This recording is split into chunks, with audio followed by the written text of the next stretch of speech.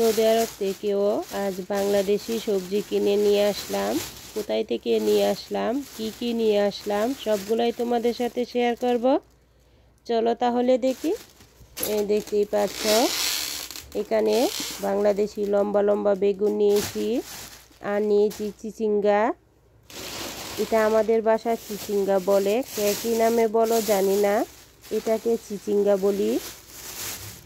আর নিয়েছি একদম তাজা ধনিয়া পাতা। এই ধনিয়া পাতাটা অনেক অনেক খেতে মজা হয়, একদম শুকনো পাতা, পানি দেওয়া না। এটা অনেক দিন রাখলেও নষ্ট হয় না। যেগুলো দেখবেন পানি দেওয়া, এগুলো কিন্তু খুবই তাড়াতাড়ি নষ্ট হয়ে যায়। আর নিয়েছি কচুরলতি 2 মোটা।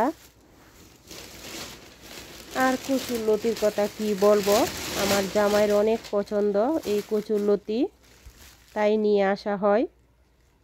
ও অনেক পছন্দ করে, তাই নিয়ে আসলাম 2 মোটা কচুরলতি। আর একদমই চিকন চিকন বাংলাদেশি টাইপের, তাই খুব ভালো লাগলো, তাই নিয়ে আসলাম।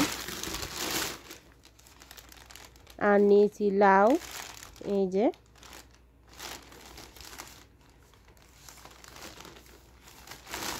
বাংলাদেশি লাউ, আবার সৌদি আরবের লাউ, অনেকগুলা লাউ নিয়েছি। লাউটা আবার রান্না করলে আমার বাসায় সবাই পছন্দ করে।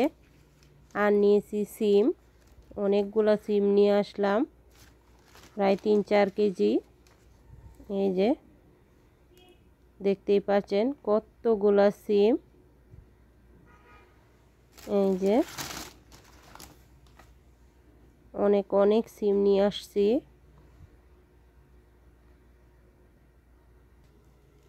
এই যে আর নিয়েছি মূলা।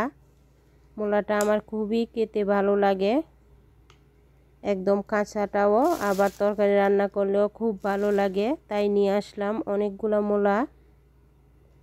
এই যে এটা ভাজি করলেও খেতে মজা লাগে। শাকগুলো একদমই বাজে। আর এই যে বাংলাদেশের কচু, দেখতেই পাচ্ছেন অনেক লম্বা একটা কচু। এইগুলোই বাজার করে নিয়ে আসলাম। কেমন হলো আমার বাংলাদেশি বাজার কমেন্ট করে জানাবেন। ভিডিওটি ভালো লাগলে বেশি বেশি শেয়ার করবেন আর কমেন্ট করবেন। এগুলোই বাজার করে নিয়ে আসলাম, সিম, লতি, কচু, বেগুন, চিচিঙ্গা, লাউ, শসা।